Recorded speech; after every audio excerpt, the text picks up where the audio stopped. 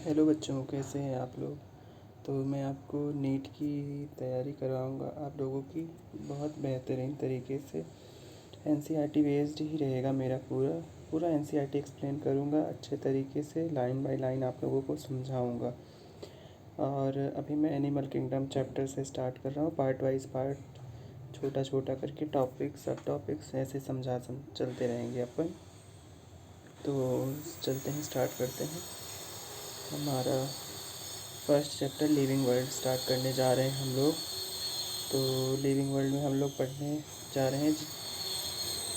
जब आप अपने चारों ओर देखते हैं तो आप प्राणियों की विभिन्न संरचना एवं स्वरूपों को पाते हैं। अब तक लगभग 10 लाख से अधिक प्राणियों का वर्णन किया जा चुका है, अतः वर्गीकरण का महत्व अधिक हो जाता है। इससे नई खोजी गई प्रजातियों को वर्गीकरण में उचित स्थान में रखने में सहायता मिलती है। तो हमने इसमें क्या सीखा कि जो है वर्गीकरण, जब इतने सारे जानवरों को देखते हैं तो सबको डिवाइड कर देंगे सब पार्ट वाइज, तो हमें समझने में चीज़ों को आसान हो जाएगा। तो वर्गीकरण का आधार क्या है। प्राणियों की संरचनात्मक एवं आकार में विभिन्नता होते हुए भी उनकी कोशिका व्यवस्था, शरीर सममिति, प्रगुहा की प्रकृति, पाचन तंत्र, परिसंचरण तंत्र व जनन तंत्र की रचना में कुछ आधारभूत समानताएं पाई जाती हैं। इन विशेषताओं को वर्गीकरण के आधार के रूप में प्रयुक्त किया गया है। इनमें से कुछ का वर्णन किया गया है। तो अब पहला हम लोग चलते हैं संगठन का स्तर। जो हमारे ये हैं एनिमल किंगडम के, इनमें संगठन का स्तर क्या होता है। यद्यपि प्राणी जगत के सभी सदस्य बहुकोशिकीय हैं, लेकिन सभी एक ही प्रकार की कोशिकाओं के संगठन को प्रदर्शित नहीं करते।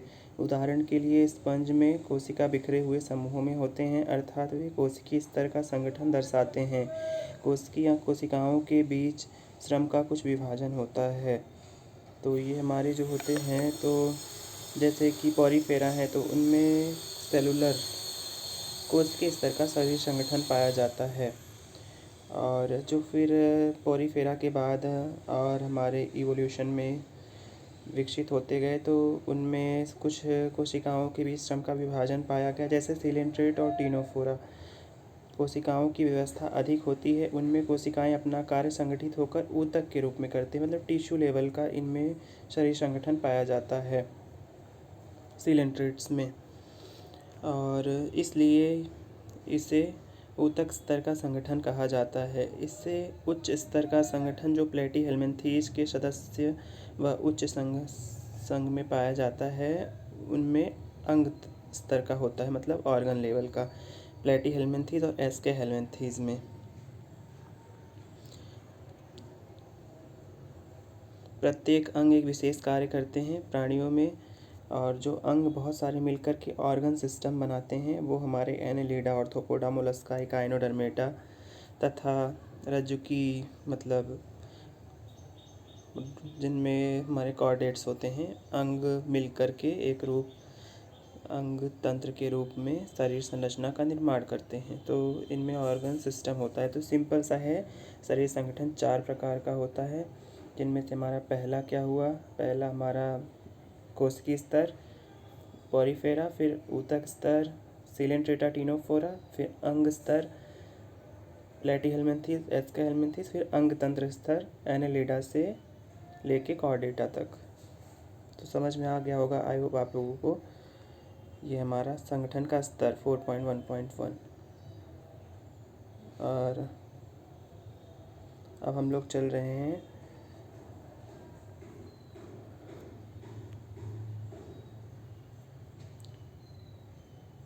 प्रत्येक विशिष्ट कार्य करते हैं। अंग तंत्र स्तर का संगठन होता है, जो कि हमने बता चुका।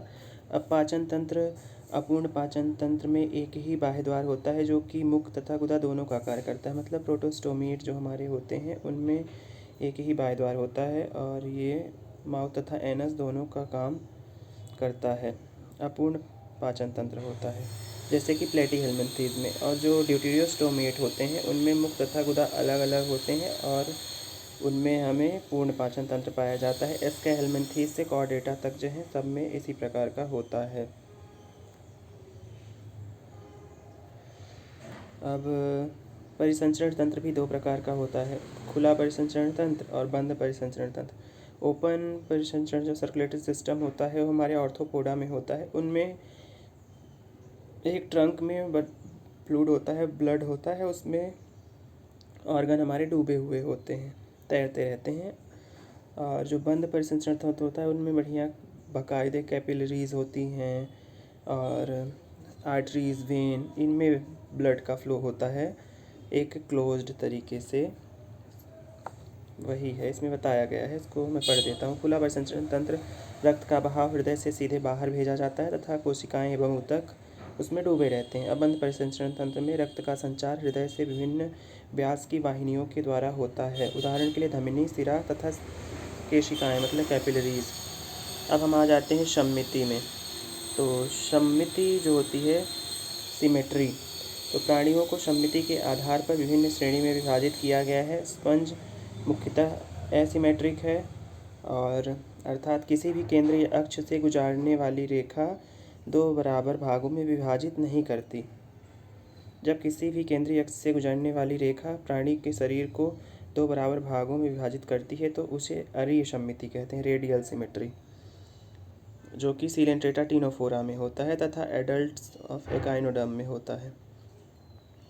किंतु एनेलिडा ऑर्थोपोडा आदि में एक ही अक्ष से गुजरने वाली रेखा द्वारा शरीर को दो समरूप दाएं व बाएं भागों में बांटा जाता है, उसे द्विपार्श्व सम्मिति कहते हैं, बाइलेटरल सिमेट्री, जिनमें कि दो बराबर भागों में डिवाइड हो जाते हैं।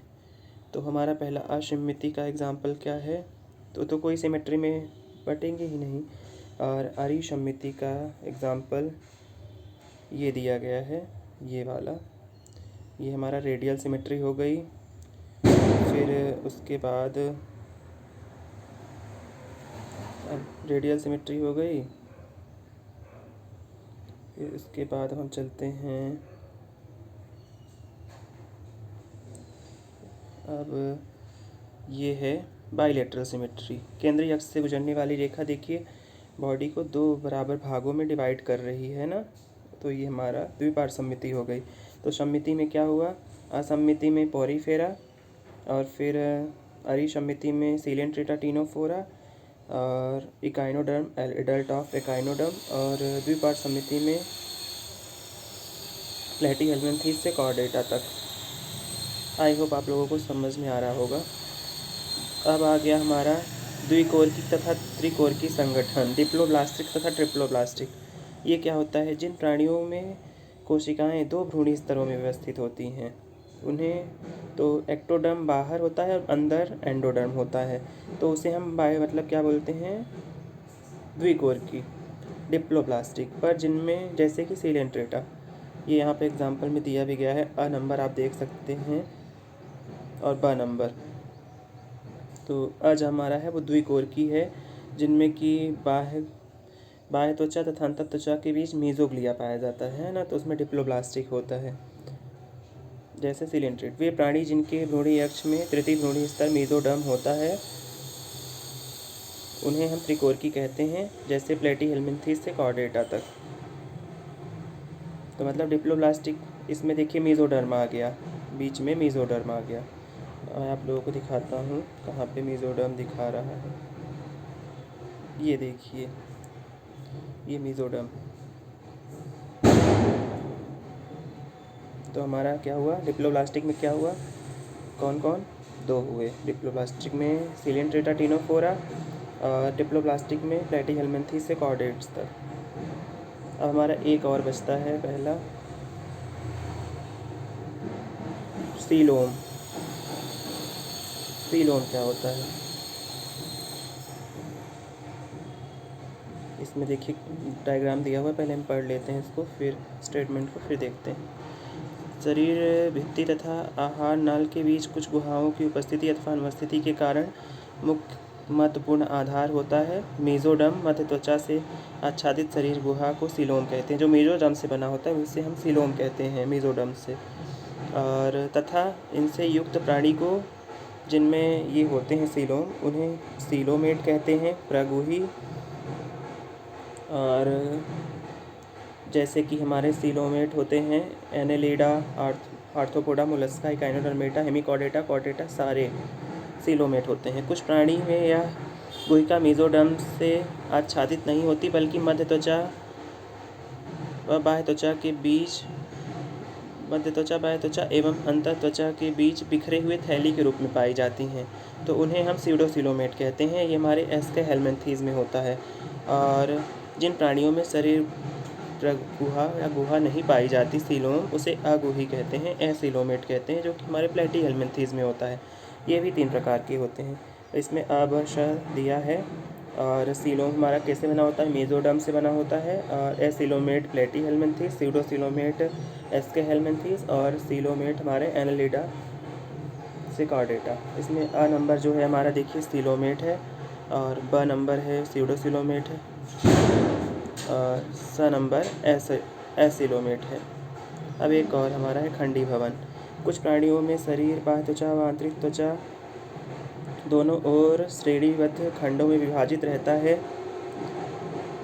जिनसे कुछ एक अंगों की क्रमिक पुनरावृत्ति होती है। इन प्रक्रिया को खंडी भवन कहते हैं। उदाहरण के लिए केंचुए का शरीर में विखंडावस्था पाई जाती है। खंडी भवन सेगमेंटेशन, जो एनालिडा हमारे अथवा आते हैं, उनमें शरीर देखते हैं ना, सेगमेंट्स में बने होते हैं खंड में। अब हमारा 4.1.6 में नोटोकॉर्ड आ गया, जो कि नोटोकॉर्ड शलाका रूपी पृष्ठरज्जु नोटोकॉर्ड मध्य त्वचा मेसोडर्म से उत्पन्न होता है। इंपॉर्टेंट याद रखिएगा कि जो हमारा नोटोकॉर्ड है वो मेसोडर्म से उत्पन्न होता है, जो भ्रूणी परिवर्धन विकास के समय पृष्ठ सतह में बनती है। पृष्ठरज्जु युक्त प्राणी को कॉर्डेट कहते हैं, नोटोकॉर्ड युक्त प्राणी को, और नोटोकॉर्ड रहित प्राणी को, पृष्ठरज्जु रहित प्राणी को नॉन कॉर्डेट कहते हैं। ईजी है, सिंपल सा। बस ये याद रखिएगा कि मेसोडर्म से बना होता है। इससे आपके इतने स्टेटमेंट से प्राणियों का वर्गीकरण 4.2 ये हम लोग कल पढ़ेंगे। पार्ट 2 में प्राणियों का विस्तृत वर्गीकरण उपयुक्त वर्णित मौलिक लक्षणों के आधार पर किया गया है, जिनका वर्णन इस अध्याय में शेष भाग में किया जाएगा।